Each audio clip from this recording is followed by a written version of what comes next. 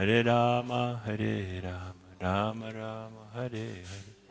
Vanchakalpa tarubhyascha, kripa sindubhya eva cha, patitanam pavanebhyo, vaishnavebhyo namo, kam karoti vacharam, pangom langayate girim, yat kripam tamaham vande, shiguru dinataranam.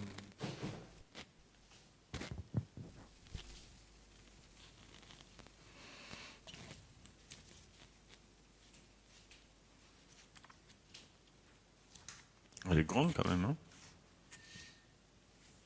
finalement. C'est pas une petite version que vous n'avez pas fait. À un moment donné, vous parliez de faire une petite version, non?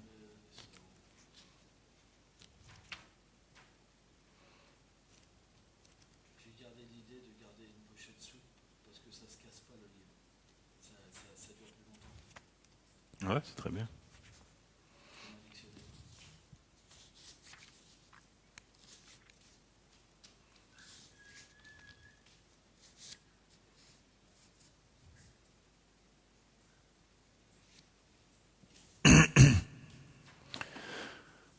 Donc on va lire un verset de la Bhagavad Gita, chapitre 10, verset 10. Tesham satatayuktanam vajatam pritipurvakam dadami buddhi yogam tam yenamam upayantite.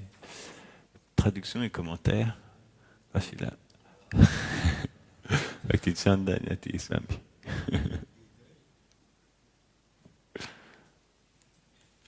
Excuse-moi, j'ai l'habitude de faire comme ça.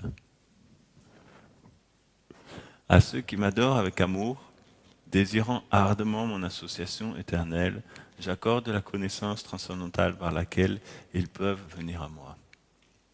Commentaire. Selon Srila Vishwanath Chakravarti Thakur, Arjuna pourrait poser cette question. Selon tes paroles, tes dévots atteignent la satisfaction et la félicité par l'accomplissement de ton service de dévotion. Où je suis. Ouais. Il est donc clair qu'ils sont au-delà des influences de la nature matérielle. Mais comment obtiennent-ils une réalisation directe de ta personne et de qui apprennent-ils le processus pour l'atteindre? Anticipant cette question, le Seigneur énonce ce verset commençant par le mot Tesham. À ceux qui désirent son association éternelle, Krishna leur donnera de l'intérieur des instructions afin qu'ils atteignent ce but. Il infusera dans leur cœur toutes les tendances dévotionnelles nécessaires pour l'approcher d'une manière authentique. Cette intelligence divine ne peut être obtenue par un effort individuel, ni par le biais d'une autre personne. Elle n'est accordée que par Krishna et seulement par lui, uniquement à ses dévots qui sont emplis d'amour et qui sont qualifiés pour la recevoir. Ce n'est qu'après avoir été bénis par cette intelligence divine qu'ils l'atteignent. Très beau verset de la Bhagavad Gita. Ce sont les 4 versets qui font le, comment on peut dire, le cœur de la Bhagavad Gita. Ici, Krishna explique comment il donne le Buddhi Yoga, c'est-à-dire l'intelligence spirituelle qui permet de l'atteindre. Parce qu'en fait, comme la Vishwanath Chakravarti Thakur explique, pour ne pas dire Yati Maharaj explique, sinon il n'est pas content. Comme Vishwanath Chakravarti Thakur explique, c'est obligé en fait d'avoir un aide intérieur pour pouvoir atteindre Krishna et comprendre Krishna comme il faut. Parce qu'en fait, l'âme conditionnée, elle a toujours tendance à comprendre les choses à sa manière. Dès qu'on entend quelque chose, on filtre avec notre mental et notre intelligence et on perçoit les choses d'une certaine manière. Donc, pour pouvoir vraiment comprendre Krishna, il faut que Krishna, à l'intérieur de notre cœur, comment on veut dire? Non. Oui, c'est vrai, mais c'est autre chose que je veux dire. Qu'il interfère avec notre tendance à modifier les choses et qui nous permettent de comprendre les choses telles quelles. Donc il va interférer avec ce filtre qu'on a tendance à placer sous la forme de l'âme suprême dans notre cœur. Il va nous permettre de comprendre les choses telles qu'elles sont. C'est obligé d'avoir cette aide intérieure pour pouvoir vraiment comprendre Krishna, qu'on appelle Chaitya Guru.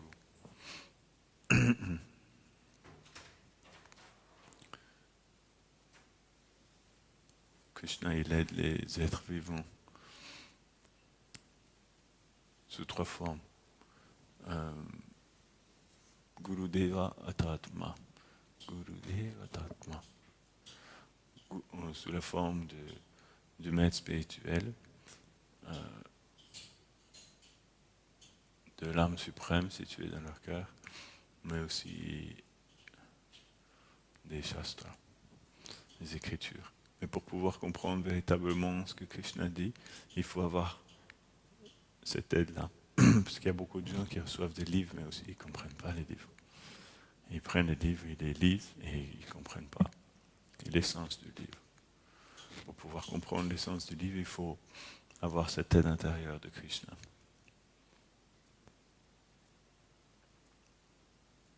Donc je vous avais dit hier que je vous lirais une belle histoire. Une question. Hmm? Mais non, parce que là, c'est un sujet qui est intéressant. C'est que tu dis qu'il faut l'aide de Krishna. Hmm. Mais on voit que beaucoup de gens n'ont pas forcément l'aide de Krishna. Pourquoi? Comment ça se fait? Et comment, si on n'a pas l'aide de Krishna, comment la développer? Ici Krishna explique Tesham Satata Yuktanam Vajatam Priti Purvakam. C'est la première ligne, c'est la condition, c'est la qualification pour pouvoir recevoir ce qu'il explique Dadami Buddhi Yogam Tam. Je leur donne l'intelligence divine par laquelle ils peuvent m'atteindre à ceux qui m'adorent avec amour et qui désirent ardemment mon association. Il y a un mot qui n'apparaît pas dans la traduction, c'est le mot satatam. Ça veut dire constamment. Krishna dit à ceux qui m'adorent constamment, avec amour, et qui désirent mon association. C'est pas ma traduction, c'est. Oui, Ça n'a rien de mal. exact, oui, c'est ça. Si t'as une réclamation, tu peux avoir, n'a rien de mal. Non, non, c'est pas une erreur. Quand on fait des traductions, on n'est pas obligé de tout mettre. C'est une nuance qui n'apparaît pas. Parce qu'en sanskrit, elle apparaît. Tesham satata yuktanam. Il a fait part. Il a traduit en fait le satata yuktanam par désirer ardemment, au lieu de dire de désirer constamment. Il a changé le mot ardemment par constamment. Donc c'est tout à fait possible. C'est mieux même, parce qu'ardemment est plus important encore. Mais on perd l'idée de constamment. Donc Krishna explique qu'il faut l'adorer avec amour. Bhajatam priti purvakam. Et pas simplement avec par crainte ou par devoir, mais par appréciation. Simplement parce qu'on apprécie Krishna. L'appréciation commence par la reconnaissance de tout ce que Krishna fait pour nous. Le sentiment de reconnaissance profond. Quand on se sent très reconnaissant envers quelqu'un, obligatoirement on apprécie cette personne naturellement. Et plus on est reconnaissant envers Krishna, plus en fait notre adoration de Krishna va devenir naturelle. Et Satata Yuktanam, ça veut dire, c'est comme le Srimad Bhagavatam Goswami explique, Sutta Goswami explique dans le Srimad Bhagavatam, Aheituki Apratihata. Il faut que le service de dévotion il soit ininterrompu pour que l'âme expérimente la félicité et être complète. Donc, moi c'est ça que je dirais. À qui Krishna donne cette intelligence? À ceux qui suivent cette instruction-là. Krishna devient redevable envers eux. Yatamam prapadyante tam teteva bhajamiham. Et donc il les aide. Il faut aussi que comment dire? Oui, c'est ça. Parce que ce verset, ça s'applique à tous les niveaux. Hein. Ça s'applique au niveau d'un dévot néophyte qui commence à rencontrer les Vaishnavas, parce qu'il a ce désir de comprendre Dieu. Krishna va l'aider pour lui donner l'intelligence que les Vaishnavas, c'est les bonnes personnes. C'est déjà le même principe de ce verset-là. Si son désir est sincère, Krishna va lui donner cette intelligence. Ensuite, Krishna va lui donner l'intelligence de comprendre qu'il doit prendre refuge d'un maître spirituel. Ensuite, Krishna va lui donner l'intelligence de savoir comment surmonter les anarthas. Ensuite, Krishna va lui donner l'intelligence comment devenir absorbé en lui. Ensuite,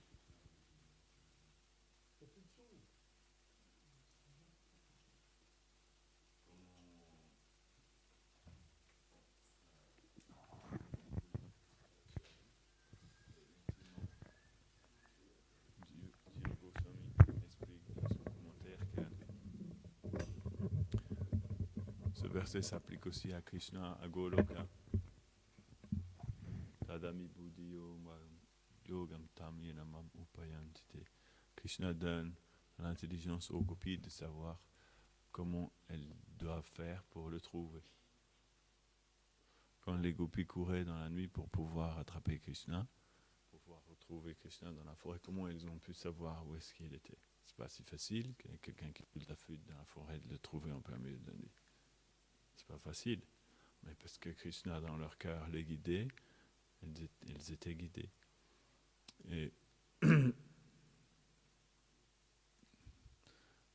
Krishna aussi, il envoie des messages pour expliquer où est-ce qu'il va falloir le trouver.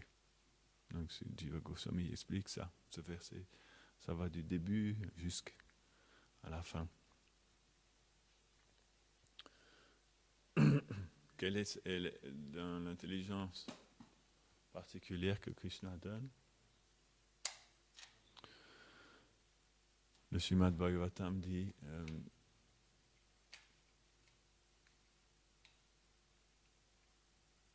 Bhajanti hi sumedasa.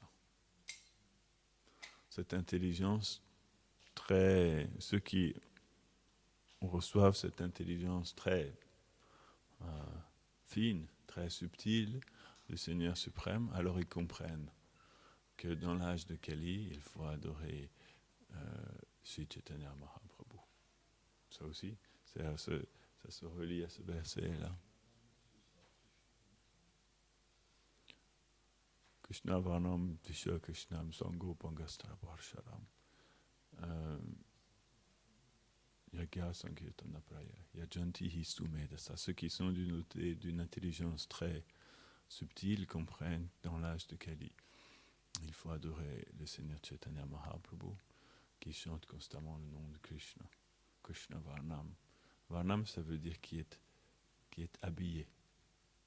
Il est habillé du nom de Krishna. Parce que le nom de Krishna constamment décore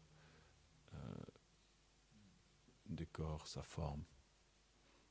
Comme Srila Bhaktivinoda Thakur explique que les noms de Krishna sont les boucles d'oreilles de Radharani. Voilà, ces deux boucles d'oreilles sont le nom de Krishna, qui reste toujours là, attaché à ses oreilles. Donc c'est un ornement aussi. Le nom de Krishna est un ornement. Dans la tradition spirituelle, le concept d'ornement va plus loin que les simples bijoux. C'est expliquer que Srimati Radharani, elle a 12 ornements et 16 décorations qui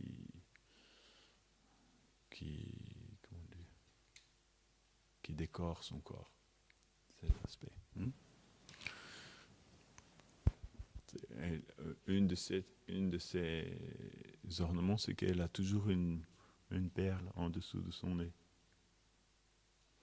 Bon, aujourd'hui, elle n'a pas mis, elle a oublié. Elle a oublié sa perle. Elle a aussi un point sur le menton. Toujours Radharani. Il y a comme ça 16 décorations, 12 ornements. Elle a différentes formes de colliers et elle a autour de son cou, elle porte un joyau qu'on appelle Shyamantaka. C'est un joyau unique que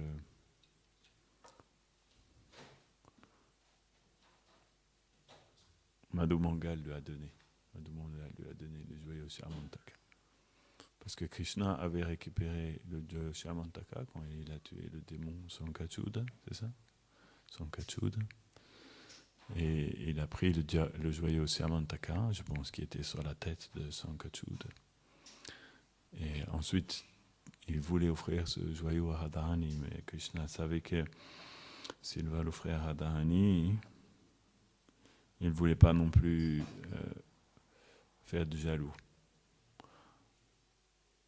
Parce qu'il y a beaucoup de gopis aussi, Lalita, Vishaka, Chitra, Indulika, Champaka, Lata, Rangadevi, Sudevi, pour n'en mentionner que quelques-unes.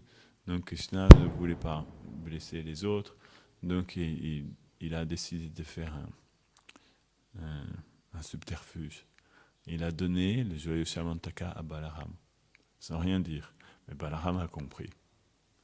Donc Balaram, il a gardé le joyau Shyamantaka et ensuite Balaram, il a donné à Madhu Mangal. Quand Madhu Mangal a reçu le joyau Shyamantaka, sans rien dire, il a aussi compris. C'est comme ça, on communique au monde spirituel, il n'y a pas besoin de parler. Il suffit de penser et l'autre personne en face comprend. Ça fonctionne comme ça, la communication, non? Avraj. Si vous pensez quelque chose et vous voulez que cette personne la comprenne, elle va comprendre.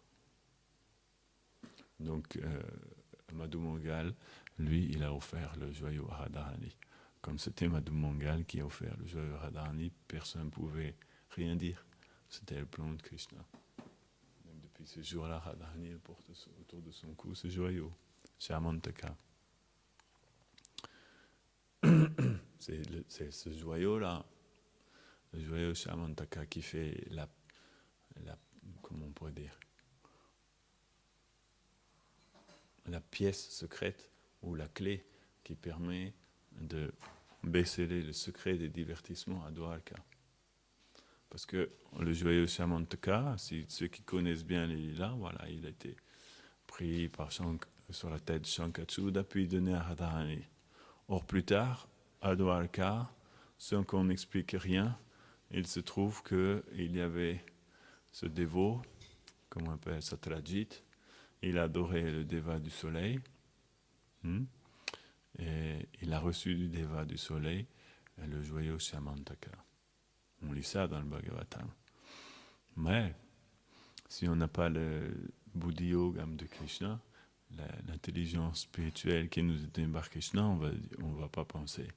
Parce que la première histoire du joyau Shyamantaka n'est pas expliquée dans le Bhagavatam. Dans le Bhagavatam, le joyau Shyamantaka, il apparaît qu'à Dwaraka. Mais si on connaît un peu plus, on va dire, attends, comment le joyau Shyamantaka, il arrive à Dwaraka? Puisque, normalement, il est autour du cou de Radharani. Comment se fait que le Deva du soleil, il a donné le joyau Shyamantaka à Satrajit? Que ce joyau produisait combien de kilos d'or par jour? C'est une quantité énorme de kilos d'or et le joyau produit automatiquement comme ça tous les jours, ça produit de l'or. C'est un joyau magique. Et donc c'est toute une histoire.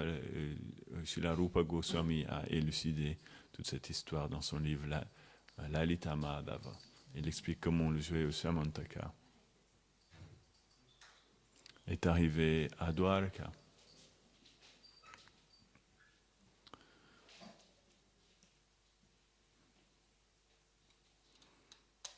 Donc il y a énormément de choses en fait dans les divertissements de Krishna qui sont cachés. Donc c'était une des décorations du corps de Radharani, le joyau Shyamantaka. Elle a aussi un collier de perles qu'on appelle Hari Mohan. Je vous ai raconté l'autre fois, non? L'histoire de Hari Mohan. Elle a aussi des bracelets en saphir bleu. Des bracelets en saphir bleu. C'est joli. Elle a aussi des boucles d'oreilles en forme d'anneau. Des boucles d'oreilles en forme d'anneau. Un tilak. De kajal autour de ses yeux. De la pulpe de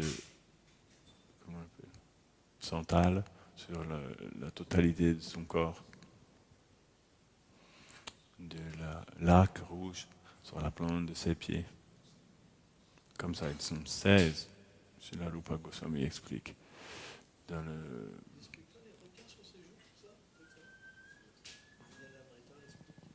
Bien. Oui, il explique pas les formes de requin, il dit qu'elle a des dessins. Toutes les différents tilaks qu'elle a à l'intérieur, toutes les yantras, etc. Ça avance pas. Ah ouais.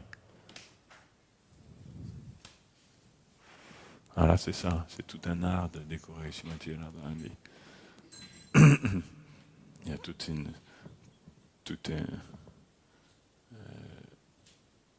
un rituel à connaître. Ça se fait pas n'importe comment. Et chaque matin, c'est une chance extraordinaire de pouvoir habiller les murtis.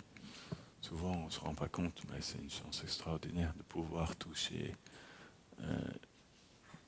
les pieds par les lotus de Gaurnitai, Nanda Yashoda, Radha Madan Mohan. Même Brahma et Shiva, ils ne peuvent pas faire ça. Ils n'ont pas cette chance. C'est pas si facile que ça pour Brahma de toucher les pieds de Nanda et Yashoda.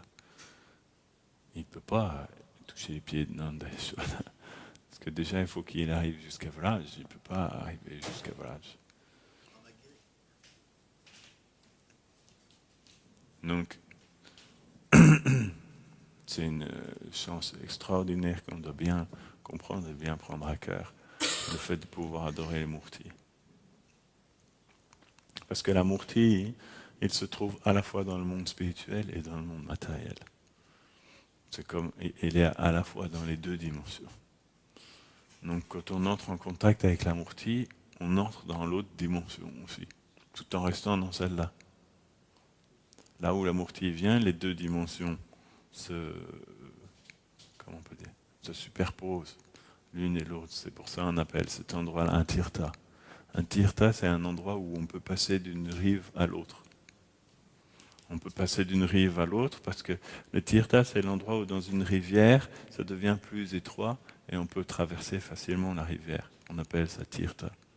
C'est pour ça que les lieux sacrés, on les appelle tirtha, parce que ça nous permet de traverser facilement d'une dimension, de la dimension matérielle jusqu'à la dimension spirituelle. Parce que cet endroit-là, la dimension matérielle et la dimension spirituelle entrent en contact l'une avec l'autre, elles se superposent. Donc lorsqu'on vient dans cet endroit-là, même au niveau matériel, on rentre en contact avec la dimension spirituelle. Et on est déjà dedans, même si on ne s'en rend pas compte. Et si on est sérieux, on va pouvoir passer de l'autre côté. Donc les murtis sont là pour ça. C'est un aspect. Les Vaishnavas aussi, les sadhus sont là pour ça. Les livres aussi sont là pour ça. Ils sont des tirthas, c'est expliqué partout. Où le Bhagavad Gita est là, ça devient un tirtha aussi. La maison dans laquelle il y a le Bhagavatam ou la Bhagavad Gita, elle devient aussi un tirtha. Bien sûr, si le livre reste sur l'armoire et que personne n'ouvre jamais, le tirtha n'est pas manifesté. Le tirtha se manifeste à partir du moment où on ouvre le livre. Là, on rentre en contact avec la dimension spirituelle. De la même manière, là où on parle simplement de Krishna, où on chante le nom de Krishna, devient un tirtha. Et par exemple, à New York, à Union Square, les dévots chantent là-bas 365 jours sur 365 depuis 5 ans et demi. Ramoro, il a fait non-stop depuis 5 ans et demi maintenant. Il calcule chaque jour 1 mois de plus, 2 mois de plus. Il a son calendrier et chaque année on fête l'anniversaire. C'est juste après Gurpurnim. 5 ans et demi de kirtan, 6 heures par jour à un endroit. Je peux vous dire que ça a un effet sur l'endroit. Les gens qui au départ ils étaient des drogués, Maintenant, ils sont devenus clean. Et il y a même un propriétaire d'une des boutiques de Union Square. Un jour, il est venu, il a dit, mais depuis que vous êtes venu, ça a tout changé. On ne se fait plus voler dans les boutiques, il n'y a plus de problème ici à Union Square comme avant. Ça purifie toute l'atmosphère. Donc c'est très puissant, le kirtan aussi. Donc cette importance-là, de bien comprendre tout ça. Et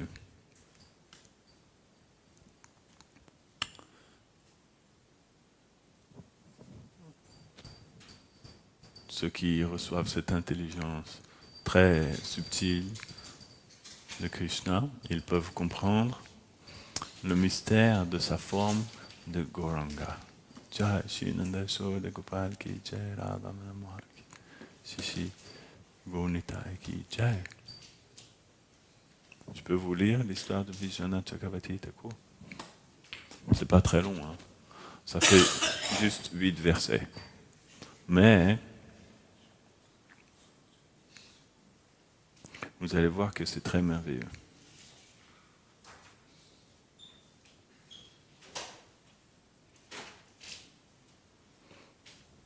Svapna Vilasa Amrita Astakam. 8 versets qui décrivent des divertissements emplis de nectar expérimentés au cours d'un rêve. Par Srila Vishwanath Chakravarti Thakur. Vishwanath Chakravarti Thakur est un Vaishnava inconcevable. Et il est très bénéfique d'offrir des pétales de lotus à ses pieds par de lotus régulièrement. Ça donne beaucoup d'avancement spirituel.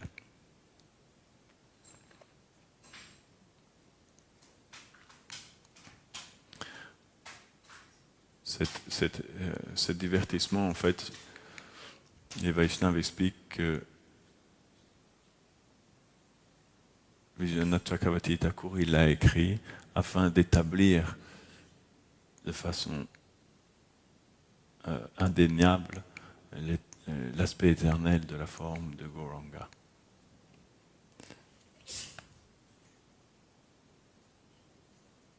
Un jour,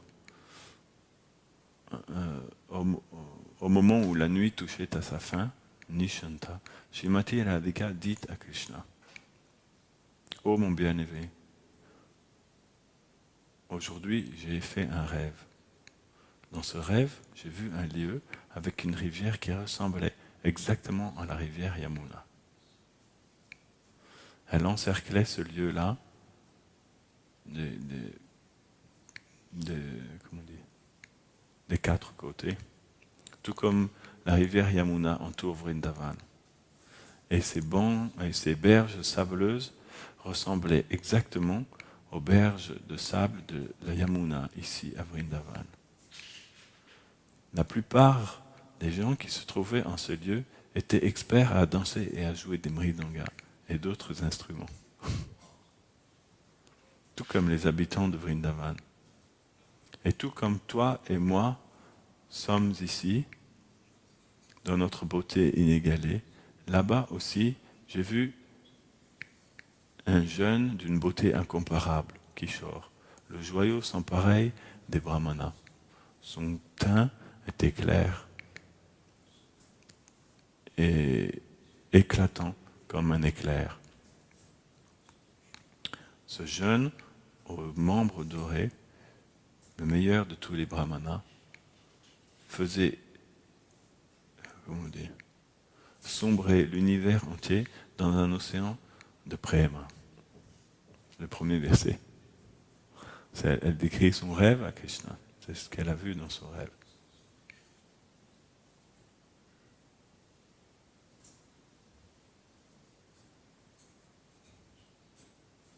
Gauranga Sundar, ce merveilleux jeune aux membres dorés, parfois pleurait et parfois criait à haute voix « Hé Krishna, hé Krishna !» Il se lamentait de façon très pitoyable.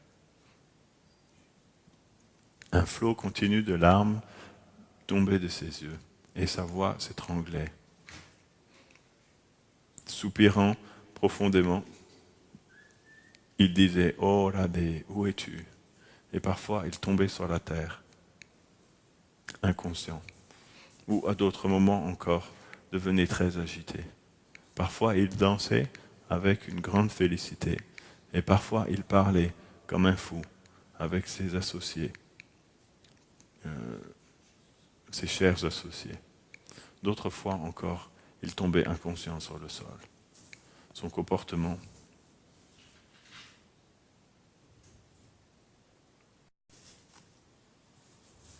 faisait pleurer.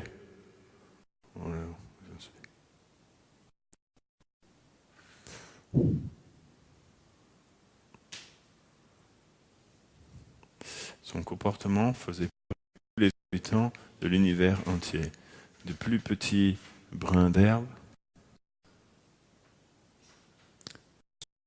de Brahmaloka. Verset numéro 3. Lorsque j'ai contemplé ce comportement extrêmement stupéfiant, mon intelligence est devenue confuse. En le voyant prononcer mon nom de cette manière, en disant « Oh Radhe, où es-tu » j'ai commencé à me dire « Est-ce que ce jeune aux membres dorés n'est-il nul autre que le Seigneur bien-aimé de ma vie, chez Krishna ?» En vrai, parce qu'il s'il en est ainsi, alors où suis-je moi-même? Puis, en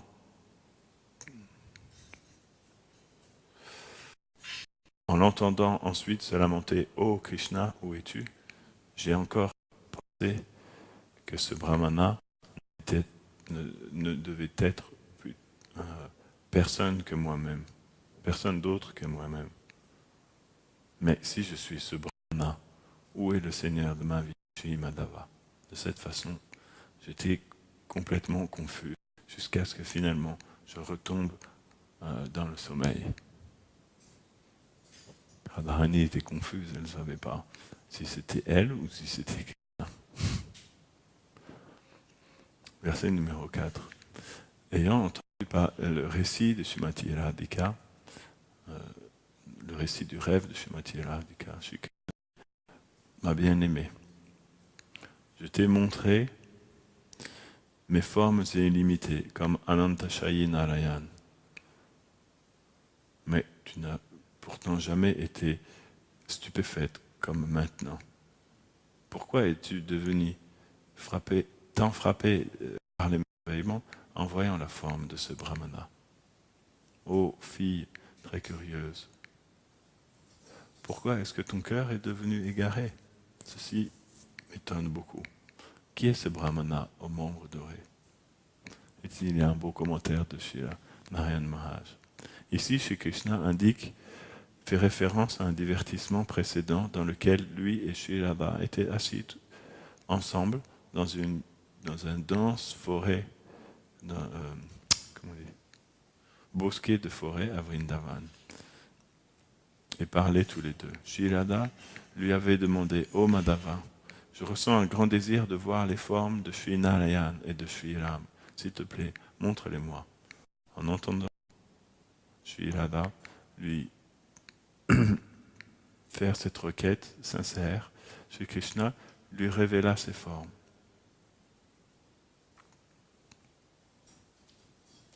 C'est pourquoi la déité de Sheshayi Narayan, annoncée sur un Antashesh, est encore présente à Vraj aujourd'hui. Un autre jour, pendant qu'ils discutaient ensemble, Srimati Radhika dit « Ô Priyatama,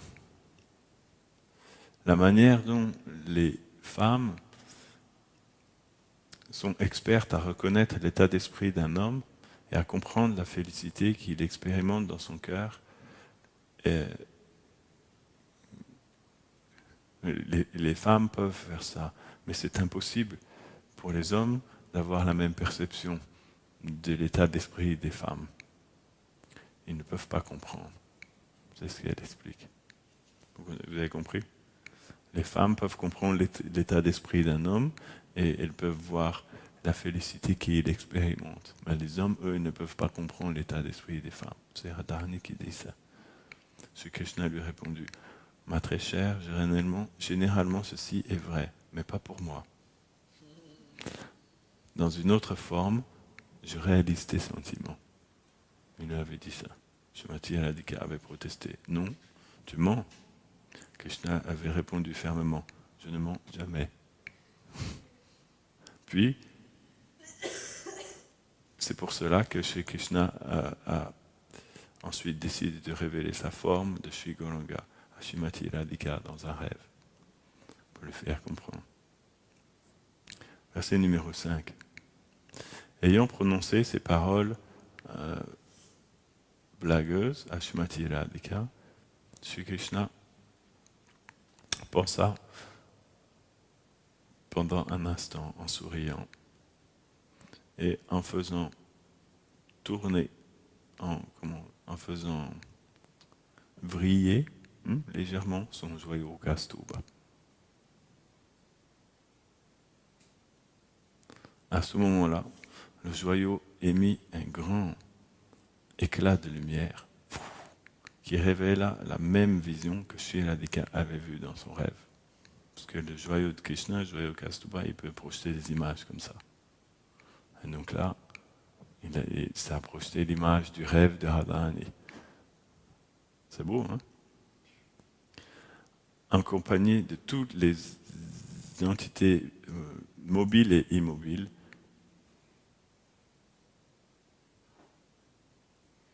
ainsi que tous les divertissements de Radha et Krishna. Enfin, tout ce qu'elle avait vu dans son rêve, c'est apparu là. Verset numéro 6. Par le pouvoir du joyau Kaustubha étincelant, Shrimati Radhika eut une vision d'elle-même éveillée, eut une vision à l'état éveillé de ce qu'elle avait précédemment vu dans son rêve. Et elle commença alors à s'émerveiller. Oh, Seigneur de ma vie. Non, oh, le Seigneur de ma vie est d'une intelligence illimitée. Elle songea ainsi pendant quelque temps, puis dit, oh mon bien-aimé, je comprends désormais ton intention. Tu es toi-même nul autre que ce meilleur des brahmanas au teint doré que j'ai vu dans mon rêve. Ton sourire est léger me déclare cela. Cette identité, cette personnalité est en toi. Mais tu ne m'avais jamais révélé ça clairement auparavant. De la même manière, le sentiment que j'ai de m'identifier avec ce Gauranga aux membres dorés, de la même manière, dans mon cœur apparaît aussi un sentiment d'identification à cette personne. Quand elle voit Gauranga, elle a aussi l'impression que c'est elle.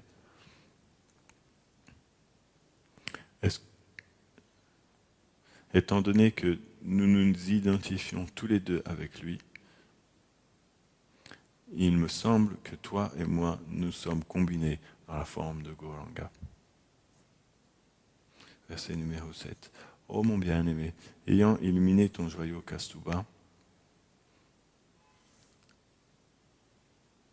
tu nous as fait tant de fois révéler le lieu des divertissements. Il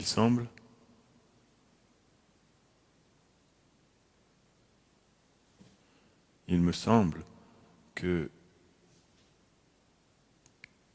tu as pour intention d'apparaître à nouveau accompagné de tes propres énergies et de révéler tes divertissements à tous les êtres vivants, afin de faire à nouveau sombrer cet univers empli d'identités mobiles et immobiles dans un océan de prême. Shrimati Radhika lui demanda alors à nouveau, « Oh mon bien-aimé, J'ai entendu dire qu'après ta naissance, au moment donné de la cérémonie où tu as reçu ton nom, le grand et respecté connaisseur des Védas, Gargacharya, Gargamuni, informa ton père, Sri Nanda, le roi de Vraj, en disant: Oh Nanda, précédemment, il est apparu avec un teint blanc, puis avec un teint rougeâtre. Désormais, il était apparu teint sombre, et plus tard, dans un autre yuga, il apparaîtra avec un teint doré. Cette déclaration qu'il a faite ne s'est pas révélée être fausse. Ainsi, mon rêve est en réalité authentique. Ce n'est pas simplement un égarement. Et c'est aussi vrai que je t'ai expérimenté directement dans cette forme de Gauranga. Verset numéro 9. Ces personnes extrêmement intelligentes, les plus intelligentes de toutes les personnes, dont le mental, semblable à une abeille, boivent, c'est au pluriel. Ce poème du Vilasamrita, le nectar de ce divertissement stupéfiant qui se déroula au cours d'un rêve, s'éveilleront très bientôt du rêve du scepticisme. Ils s'éveilleront du rêve qui consiste à douter si Sri Krishna, le fils de Nanda Maharaj, est la même personne que Sri Gora, le fils de Mère Sachi.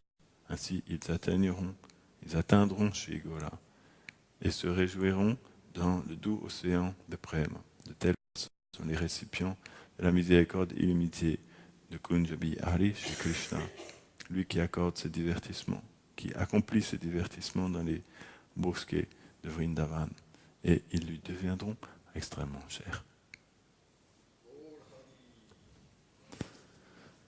Jai. Shri Vijnana Chakravati Thakur ki Jai.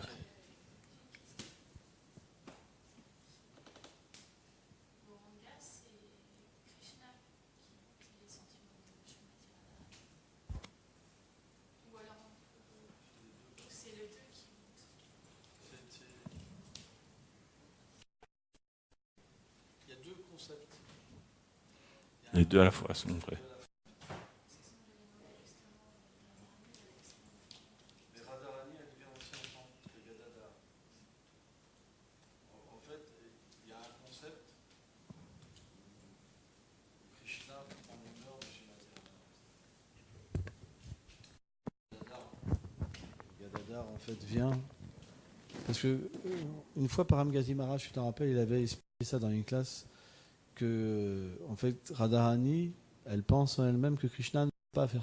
Parfois, Krishna, dans des lilas, il s'absorbe tellement en Radharani qu'il prend le teint de Radharani.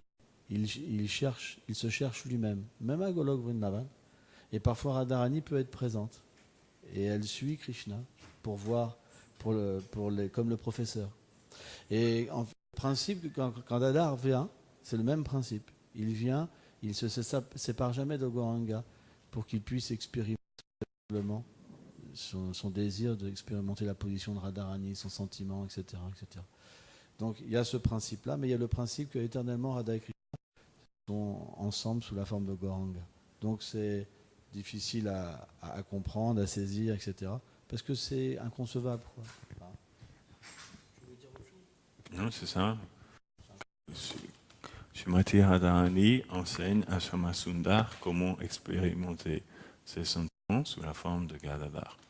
Elle prend la forme de Gadadhar pour lui expliquer, puisque quand Shyamasundar décide d'expérimenter ses sentiments, il devient Mahaprabhu. Donc à ce moment-là, elle devient Gadadhar pour pouvoir l'aider à expérimenter, pour pouvoir le guider.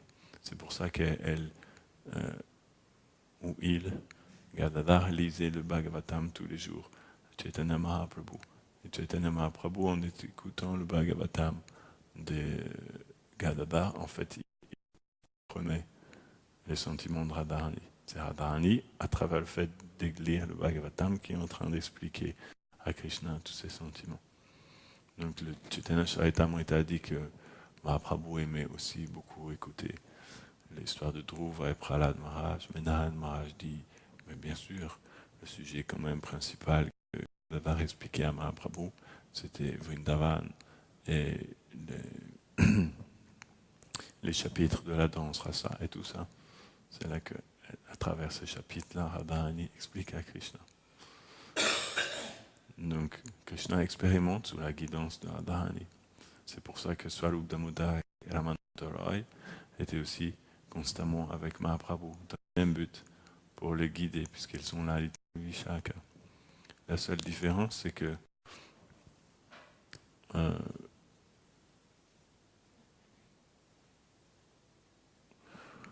comment dire, quand Mahaprabhu est avec Swarup Damodar et Ramananda Roy, Gadadhar n'est pas là.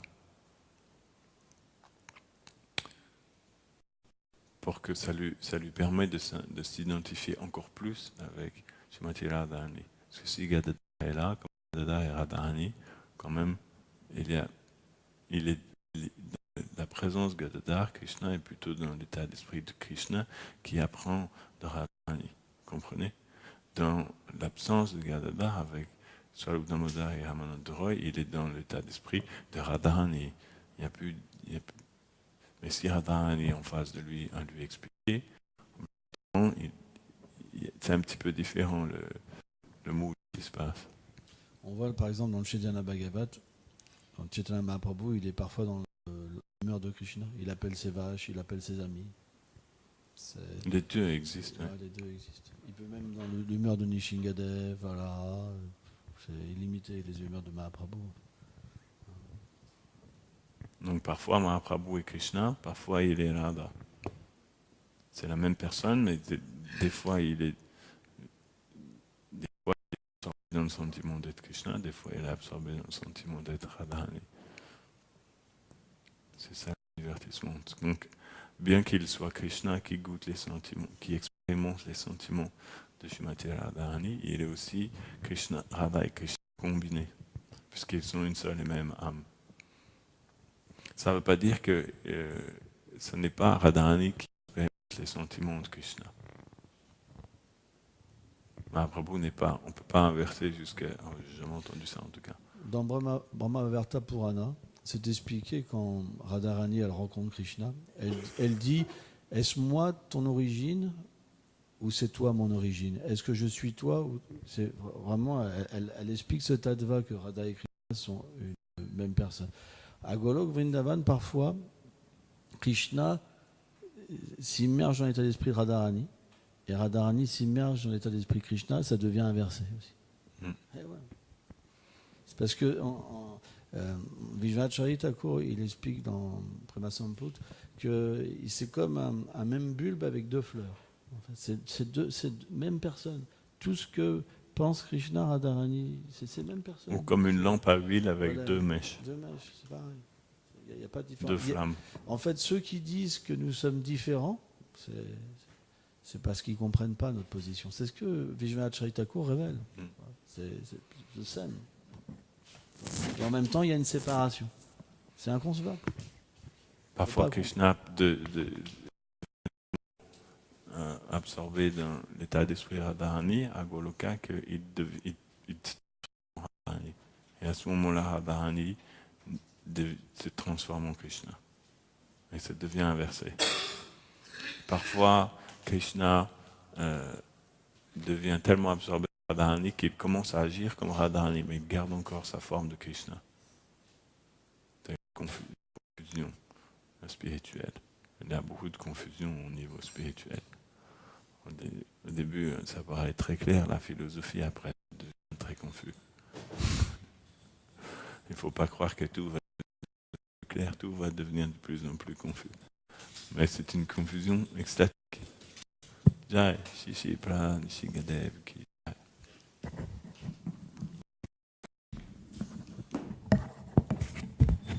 pour ça que le nom, le Mahamantra n'est pas différent de Gauranga.